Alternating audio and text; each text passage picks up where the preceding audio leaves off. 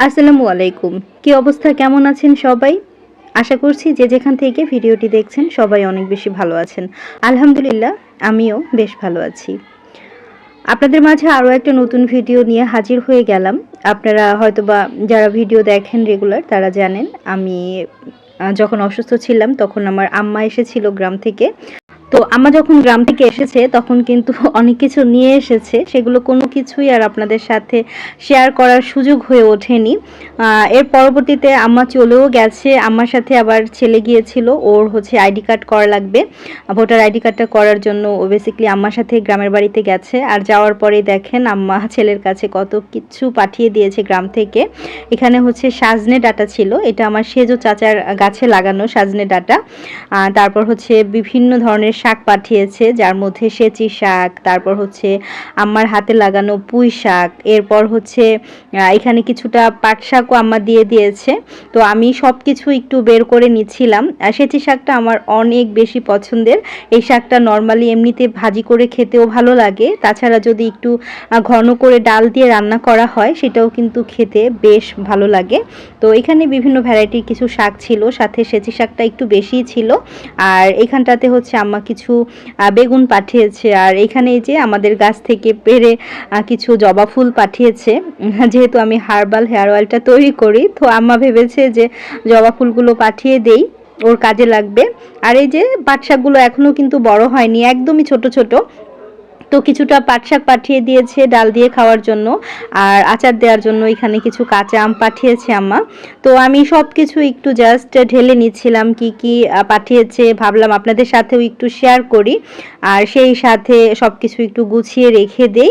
আর এখানটাতে হচ্ছে আম্মা একদম খাঁটি দেশি গরুর দুধ পাঠিয়েছে 5 লিটারের মতো। তো আমি সম্পূর্ণ দুধটাকে হচ্ছে বের করে নিচ্ছি। এই দুধটা আজকে সকালেই আর কি গরু থেকে নেওয়া হয়েছে, মানে যারা আর কি দুধটা বিক্রি করে থাকে তাদের কাছ থেকে। আমাদের গ্রামেই অনেকে আছে যাদের পুরনো, একদম পুরনো গরু, সেই গরুর দুধগুলো কিন্তু অনেক ভালো হয়। তো এই দুধটা কিন্তু ফ্রোজেন করার একদমই সুযোগ পাইনি, তবে দুধটা অনেক ভালো ছিল, মাকে বলেছি। তো পরবর্তীতে ছোট ভাই যখন আবার আসবে তখন আম্মা বলেছে যে পাঠিয়ে দেবে আরও বেশি করে। আর এই যে এগুলো হচ্ছে আমার হাতে লাগানো বেগুন, খাওয়ার শেষ পর্যায়ে অল্প কিছু বেগুনই ছিল যেগুলো আম্মা পাঠিয়ে দিয়েছে। আসলে মায়েদের মন তো অনেক কিছুই পাঠাতে ইচ্ছে করে, তো যারা নিয়ে আসে তাদের অনেক বেশি কষ্ট হয়ে যায়, সেই কারণে মোটেও নিয়ে আসতে চায় না, অল্প অল্প করে যা পারে। আর এইখানে আম্মা দেখে গিয়েছে আমি ছাদ বাগানে গাছপালা লাগাচ্ছি, আম্মা এখানে বিভিন্ন ধরনের হচ্ছে বীজ পাঠিয়ে দিয়েছে। এটা হচ্ছে পাট শাকের বীজ, শিমের বীজ, ধুন্দুল, ঝিঙা, তারপর হচ্ছে উস্তা, পুঁই শাক, এরকম চাল কুমড়োর বীজ, মরিচের বীজ পাঠিয়ে দিয়েছে। তো আমি দুধটাকে জাল করে দেখছিলাম দুধটা নষ্ট হয়ে যাচ্ছে কিনা। তো আলহামদুলিল্লাহ দেখলাম যে না, একদম ভালো আছে দুধটা। আর এত ভালো ছিল মাশাআল্লাহ, কালারটা দেখে নিশ্চয়ই আপনারা বুঝতে পারছেন। তো গরম গরম বাচ্চাদেরকে খেতে দিয়েছি, আর বাকিটা হচ্ছে আমি ফ্রোজেন করে রেখে দেব।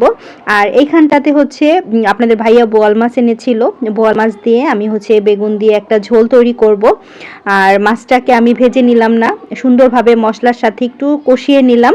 তো নর্মালি আমরা যে মশলাগুলো ব্যবহার করি, পেঁয়াজ, হলুদ, মরিচ, ধনিয়া, জিরা, তো সব মশলা দিয়ে, আদা রসুন বাটা সব কিছু দিয়ে মশলাটা প্রথমে কষিয়ে নিয়েছি, তারপরে মাছটা দিয়ে একটু কষিয়ে নিয়ে এরপর আমি বেগুনগুলো কেটে দিয়ে দিলাম। আর সেই ফাঁকে আমি এখানে কিছুটা কাঁচা আমও কেটে নিয়েছি অফ ক্যামেরায়। তো আম মাখাটাও খাবো দুপুরবেলা, কিন্তু গরমের মধ্যে এরকম আম মাখা খেতে ভীষণ ভালো লাগে। টকটক আম একটু চিনি দিয়ে অথবা একটু গুড় দিয়ে যদি মেখে নেওয়া যায় খুবই ভালো লাগে খেতে। তো আমি এখানে বেশ কিছুটা আম কেটে নিয়েছিলাম, তো সেইটা একটু মেখে নিচ্ছি। বাচ্চাদের নিয়ে আমি আম মাখাটা এখন খাবো। আপনাদের ভাইয়া ওদিকে আমার বিজনেস শপের জন্য কিছু প্রোডাক্ট রেডি করছিল, তো আমি ভাবলাম যে এই ফাঁকে আমি আম মাখাটা একটু মেখে দিয়ে আসি, আমার রান্নাটা হতে হতে আম মাখাটাও খাওয়া হয়ে যাবে। তো আম মাখা খেয়ে তারপর আবার কিন্তু কিচেনে চলে এসেছি। বেগুনটা খুব সুন্দরভাবে কষানো হয়ে গেছে, এর মধ্যে আমি পরিমাণ মতো পানি দিয়ে দিয়েছি, তারপর কষিয়ে রাখা বোয়াল মাছগুলো আমি দিয়ে দিলাম। সত্যি বলছি অনেক বেশি মজার হয়েছিল।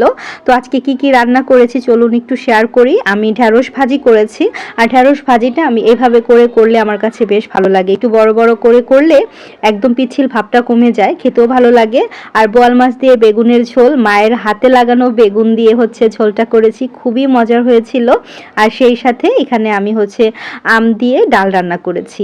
আম দিয়ে ডাল রান্নাটাও কিন্তু এই সময় খুব ভালো লাগে। ভাত ছিল, আর সেই সাথে এই যে দেখতে পাচ্ছেন মাশাআল্লাহ মোটা সর পড়েছে দুধের। তো এই তো দুপুরের খাবার দাবার এগুলোই ছিল। তো আজকের ভিডিওটা এখান থেকে শেষ করে দেব। বাচ্চাদের নিয়ে এখন দুপুরের খাবারটা খাবো।